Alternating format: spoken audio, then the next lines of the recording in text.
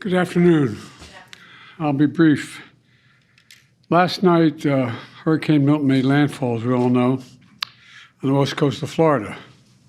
It brought hurricane winds, heavy rains, including 10 to 20 inches of rain in the Tampa area overnight. Storm surge measurements are still being taken, but 38 tornadoes ripped through 13 counties. 4 deaths are reported thus far. It's too early to know the full account of the damage, though. But we know life-saving measures did make a difference. More than 80,000 people followed orders to safely shelter last night, and we've had search and rescue teams at the ready for any calls for help this morning. There's still very dangerous conditions in the state, and people should wait to be given an all clear by their leaders before they go out. We know from previous hurricanes that it's often the case that more lives are lost the days following the storm than actually during the storm itself. Vice President Harris and I have been in constant contact with the state and local officials. We're offering everything they need. I must have spoken to somewhere between 10 and 15 mayors and county executives and all the governors. And in fact, starting this morning, we are getting direct assessments from the storm of FEMA, from Director Criswell as well, also Florida Governor DeSantis, whom I had a chance to speak. And the Vice President and I have just convened a meeting this morning with the leaders of the Department of Homeland Security, Department of Defense, including NORTHCOM Commander, who has responsibility for providing defense support to civilian authorities. And that apparently is going very well as from the Coast Guard and from FEMA we've received reports.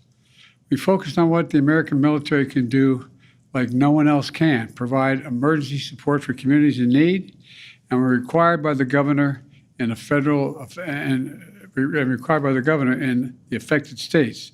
And I've spoken to all the governors, not today all of them, but I've spoken to all of them thus far, and how we can be ready to go in an instant when the call comes. At my direction, the Defense Secretary Austin has provided a range of capabilities both to Florida for Hurricane Milton, as well as the states impacted by Hurricane Helene. And the more capabilities are available, we assess the pressing needs, we can get whatever they need. To the servicemen and women who are on the ground responding to these disasters, thank you. Thank you for your professionalism, your dedication to every mission you're given, and you're repeating it again.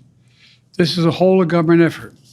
It also includes the Department of Energy, Department of Transportation, Department of Health and Human Services, and the Department of Housing and Urban Development, which is providing mortgage relief for impacted homeowners.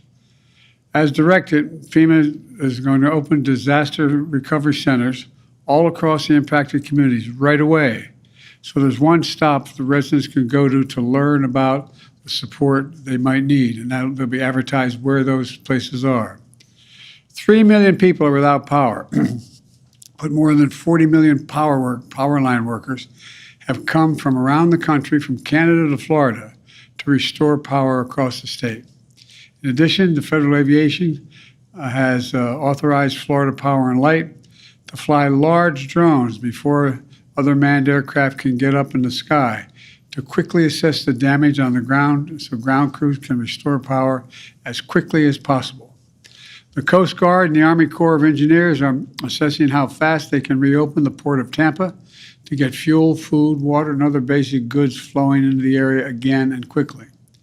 Additionally, Vice President Harris and I said yesterday, and we'll say it again, to anyone who seeks to take advantage of our fellow Americans' desperation, whether you're a company engaging in price gouging or a citizen trying to scam your neighbors, we will go after you and we will hold you accountable.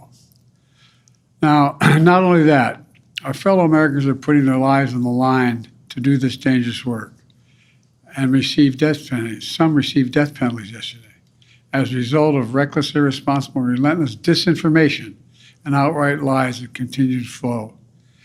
Those who engage in such lies are undermining confidence in the rescue and recovery work that's opening and ongoing. As I speak, they're continuing. These lies are also harmful to those who most need help. Lives are on the line. People are in desperate situations. Have the decency to tell them the truth. So let me say this. To all the people impacted by Hurricane Helene and Hurricane Milton, despite the misinformation and lies, the truth is we're providing the resources needed to rescue, recover, and rebuild. And rebuild. Let me close with this. I know recovery and rebuilding projects can take a long and difficult time. But as long after the press and the cameras move on, I promise you, you have to pick up the pieces still. I want you to know we'll do everything in our power to help you put pieces back together and get all that you need. But God bless you, and may God bless our troops and our first responders who are in some cases risking their lives to help. Thank you very much. I'll be reporting again tomorrow. Thank you. Mr. President, on FEMA funding, how much time does Congress have to act before FEMA or the SBA run out of money?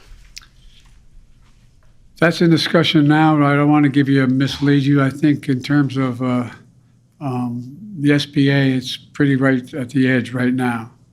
And I think the Congress should be coming back and moving on the emergency needs immediately. And they're going to have to come back after the election as well, because this is going to be a long haul for total rebuilding. It's going to take several $1 billion. It's not going to be a matter of just a little bit. But we're providing now to make sure people have the emergency relief they need. The dollars just to be able to get a prescription filled, to get a baby formula done. All the things, that $750 that they're talking about, but Mr. Trump and all those other people know it's a lie to suggest that's all they're going to get. That's bizarre. It's bizarre. They got to stop this. They're being so damn un-American with the way they're talking about this stuff. But there's going to be a need for significant amounts of money. We're already underway of trying to calculate what the costs will be because we don't want to mislead anybody. We want to make sure all the costs are able to be covered. Have you spoken to Speaker Johnson about coming back before the election to vote? No, I haven't. Mr. President, so are you calling on Congress to come back early? I think Congress should move as rapidly as they can, particularly on the most immediate need, which is small business. But are you The Vice President said yesterday that FEMA has what it needs. There's enough resources. The Congress does not need to come back right away. FEMA has its needs. That's different than SBA. Okay, so it's SBA. They need to come back and do Yeah, SBA. but they're going to need a lot more. Mr. President, what did Prime Minister Netanyahu tell you about his plans relating to retaliation? He's coming over to help with a storm. Mr. President, have you spoken with former President Trump at all? Are you about kidding me? misinformation? Mr. President Trump, former President Trump, get a life, man. Help these people. Will you hold him accountable? You said you were going to hold those accountable. Public will hold them accountable. You better than the press hold them accountable because you know the truth. Do you plan to speak with former President Trump? No.